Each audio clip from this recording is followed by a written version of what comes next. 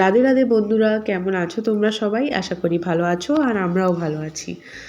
আজ হলো 24 তারিখ, শনিবার। আর বাবার আজকে যেহেতু অফিস ছিল তাই বাবা 9টার দিকে বেরিয়ে গেছিলো অফিসে। আর মা সকালবেলায় ব্রেকফাস্ট করা হয়ে গেছিলো আর লাঞ্চ বানানো হয়ে গেছিলো। বাবা অফিসে ব্রেকফাস্ট করে আর লাঞ্চ নিয়ে গেছে নিজের সাথে টিফিনে। যেদিন আমাদের বাবা অফিসে যায় আর ভাইয়ের যেহেতু পুরো উইকটাই আর কি কলেজ থাকে এক্সেপ্ট স্যাটারডে আর সানডে, এই টাইমিং দুজনের যখন একসাথে বেরোতে হয় তখন প্রচণ্ড রাশ লেগে যায়। যেহেতু আজ ভাইয়ের স্যাটারডে ছিল, আজ ভাইয়ের কলেজ ছিল না, শুধু বাবার যাওয়ার ছিল, তাই মর্নিং টাইমটা একটু রাশ হয়ে যায়। তারপরে মা এসে আর কি র্যাম্বোকে খাওয়াচ্ছিল। আর মায়েরও শরীরটা খুব একটা ভালো নেই, মায়ের কোমরে ব্যথা, তাই জন্য মা বেল্ট ইউজ করে। প্রথম ক্লিপিংয়ে হয়তো দেখেছো তোমরা যে মায়ের কোমরে বেল্ট বাঁধা আছে। মায়ের কোমরে প্রচণ্ড বেশি ব্যথা হয়, সেজন্য মা বেল্ট ইউজ করে। তারপরে মা র্যাম্বোর সাথে বসে বসেই খেলা করছিল, যেহেতু মার অনেক বেশি পেন হচ্ছিল আর দাঁড়িয়ে কাজ করতে একটু ডিফিকাল্ট হয়, তখন এই জন্য র্যাম্বোর সাথে খেলা করছিল।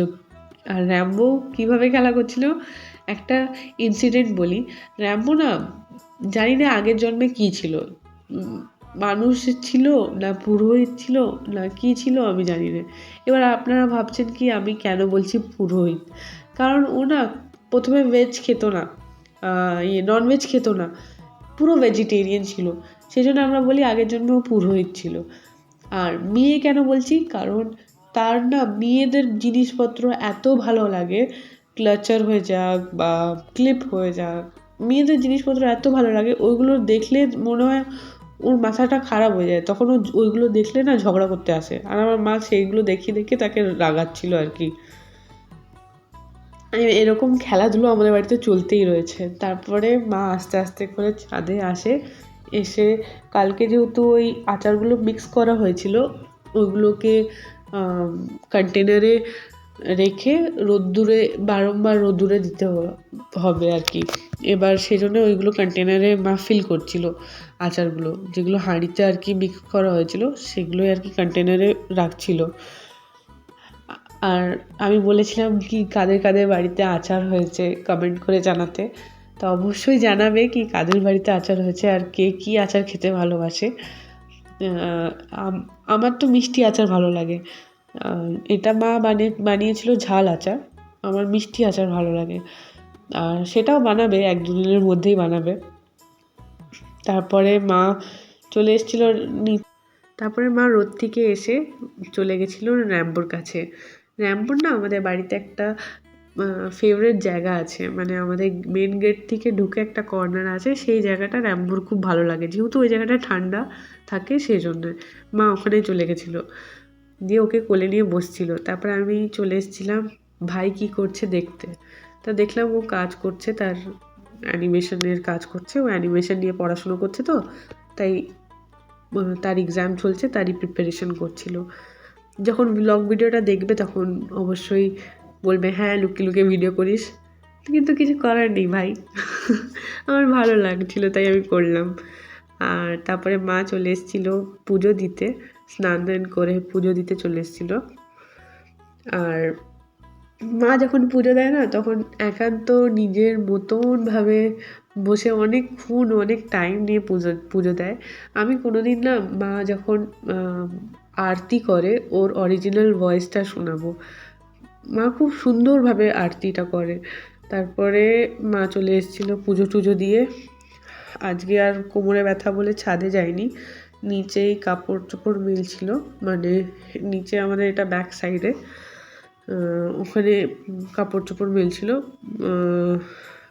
একটা ছোট পাঁচিল আছে, ওই পাঁচিলের ওপরে উঠে আর কি। তারপরে র্যাম্বো আর আমি এসে গেছিলাম ছাদে, মা আর একটু রেস্ট করছিল, ওই সময় আমি আর র্যাম্বো এসে ছাদে খেলা করছিলাম। এখানে একটা ইনসিডেন্ট আছে, র্যাম্বো আমাকে ডাকছে, মানে কীরকম করে ওর না খেলা করার ইচ্ছা হয়েছে, আমি একটা কাজ করছিলাম নিচে বসে, এবার ও আমার দিকে দেখে, আমি দেখলাম ও সিঁড়িতে উঠেছে, তারপরে আমার দিকে দেখে, আবার পিছনে ঘুরে দেখে, আবার একটুখানি যায়, আবার পিছনে ঘুরে দেখে, এরকম করে আর কি। তারপরে আমি বললাম কি ওপরে যাবি? তারপরে আমি একটুখানি এক ধাপ আসি, ও আরও এক ধাপ ওপরে যায়। এই করতে করতে ছাদ অবধি নিয়ে এসছে আমাকে। নিয়ে এসে বটলের দিকে, মানে ওর যতই খেলনা থাকুক না কেন, ওর এই প্লাস্টিকের বটলগুলোই যে কেন জানি না ভালো লাগে। ওই প্লাস্টিকের বটলটা নিজের মুখের মধ্যে নিল, নিয়ে দেখাচ্ছে কি আমাকে খেলা খেলা আমি খেলবো, এরকম আর কি। কে বলেছে এরা কথা বলতে পারে না? এরা সব বুঝিয়ে দেয় নিজেদের ভাষায়। তারপরে আমি আর ও খেলা করছিলাম, মানে আমি ওকে বটলটা ছুঁড়ে দিচ্ছিলাম আর ও লাফিয়ে লাফিয়ে গিয়ে নিয়ে আসছিলো। এবার আমি যেহেতু ভিডিও বানাচ্ছিলাম, এক হাতে আমার ক্যামেরা ছিল আর এক হাতে আমি ওকে আর কি বটলটা দিচ্ছিলাম, তখন ও বিরক্ত হয়ে যাচ্ছে। এই জায়গাটা দেখুন, ওর মুখটা দেখে বোঝা যাবে কি ও বিরক্ত হয়ে যাচ্ছে। তারপরে আমি সেজন্যই একটুখানি ভিডিও ক্লিপস নিয়ে আমি ফোনটা রেখে ভালোভাবে ওর সাথে খেলা করেছি, যেভাবে ও পছন্দ করে।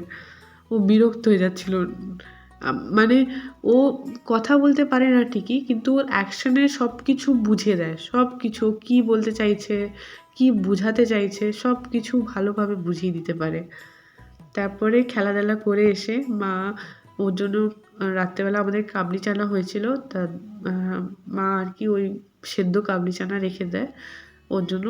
ওর তো মশলা কাবলি কোনো কিছু মশলা আমরা ওকে দেই না, তাই ওই সেদ্ধ কাবলি চানা মা ওকে খাইয়ে দিচ্ছিল। আর আমি কালকে বলেছিলাম না, ওর সব কিছু মুডের ওপরে। ওর যদি মুড হয় ও খাবে, ওর যদি মুড হয় না তাহলে ও খাবে না। যেহেতু এখন প্রচুর গরম, তাই ওর মিলের ওপরে আমরা একটুখানি ধ্যান রেখেছি। সকালবেলা দই আর রুটি খায়, দুপুরবেলাটা যেরকম কাবলি চানা খেলো বা কোনো ফ্রুটস খেলো, তার দই খেলো, রাত্রেবেলা রুটি আর দই খেলো বা রুটি আর মাংসর ঝোল খেলো, এরকম আর কি। ওর মিলসের ওপরে প্রচুর ধ্যান রাখতে হবে। আর যাদের বাড়িতে এরকম বাচ্চা আছে, প্লিজ এদের মিলের ওপরে প্রচুর ধ্যান রাখবেন, যাতে এরা সুস্থ থাকে। যেন কম খেতে দেবেন, কিন্তু এরা যেন ভালো থাকে যেন। তারপরে মা চলে এসেছিলো সন্ধে দিতে, তখন এই ভিডিও ক্লিপটা মাই নিয়েছে, যেখানে মা ঠাকুর ঘরের সব ঠাকুরকে খুব ভালোভাবে দেখাচ্ছে। আমাদের মা কালীকে, আমাদের রাধা গোবিন্দকে, গণেশ ঠাকুরকে, সরস্বতী ঠাকুরকে, লক্ষ্মী মাকে, হনুমানজিকে, জগন্নাথজিকে, সবাইকে খুব সুন্দরভাবে দেখাচ্ছে। মা সন্ধে দিতে এসেছিলো, তখন আমি ঘুমিয়ে গেছিলাম, আর এই ভিডিও ক্লিপটা মাই নিয়েছে। তারপরে আমি ঘুম থেকে উঠে র্যাম্বোর জন্য একটুখানি আম কেটে দিয়েছিলাম, দিয়ে আমি আম নিয়ে এসে ওকে বলছিলাম খাবি, দিয়ে দেখলাম ওর নিজে ওর মুড হয়েছে, ও নিজে আমটা খেলো। যেহেতু একটু মিষ্টি মিষ্টি ছিল বলে ও খেয়ে নিল। ও ফ্রুটস খেতে খুব ভালোবাসে, ওদের ফ্রুটস দিন, ফ্রুটস খেতে খুবই ভালোবাসে আমার র্যাম্বো। আর দই খেতে খুব ভালোবাসে, তা খুব তৃপ্তি করে আমটা খেলো। যখন ওর কোনো ফেভারিট খাবার থাকে ও কারোর দিকে দেখে না। আর এরকম না যে ও যখন খাবে তখন আমাকে চুপচাপ থাকতে হবে, না। যেই খাওয়াক না কেন, সেটা আমি হই বা মা হোক না কেন, যখনই আমরা ওকে খাওয়াবো তাকে এই ছোট বাচ্চাদের যেরকম গল্প শোনাতে হয় না, সেরকম তাকেও গল্প শোনাতে হয়। ওই দেখ, মানে আমাদের পাড়ায় অনেকগুলো বাচ্চারা আছে, কারোর নাম লালটু, কারোর নাম কালু, কারোর নাম ভোলু, এরকম আমরা নিজের থেকে নিয়েছি আর কি তাদের নাম। তাই ওই দেখ লালটু এসে গেছে, ওই দেখ ভোলু এসে গেছে, এরকম ভুলিয়ে ভালিয়ে খাওয়াতে হয়। তাই আমি মুখে কন্টিনিউয়াসলি কিছু না কিছু বলে যাচ্ছি আর ও খাচ্ছে আর কি। সত্যি সত্যি ওরা র্যাম্বো যে আমাদের লাইফে আছে, বা যাদের লাইফে র্যাম্বোর মতন বাচ্চারা আছে, বা যে স্ট্রিটে যে বাচ্চাগুলো আছে, যারা এরা না লাইফে থাকলে সত্যি লাইফটা যে এত সুন্দর হয়, আর সময়টা যে এত ভালো কাটে বলে বোঝানোর মতন না। আর যদি র্যাম্বো আমাদের লাইফে না থাকতো, তাহলে আমাদের ফ্যামিলিটা প্রচুর ইনকমপ্লিট থাকতো। বিলিভ মি, ও আমাদের লাইফে অনেক পজিটিভিটি এনেছে, অনেক অনেক অনেক পজিটিভিটি এনেছে। তারপরে ওর খাওয়া দাওয়া হয়ে গিয়েছে, তারপরে বাবা এসছে। আর যখনই বাবা অফিস থেকে আসে, বাবা যেহেতু 7টা-8টার দিকে অফিস থেকে এসেছিলো, তা বাবার উপরে ওই জাম্প করা স্টার্ট করে দিয়েছে। তারপরে বাবা যেহেতু অফিস থেকে এসছে, বাবা সিঙ্গাড়া নিয়ে এসেছিলো।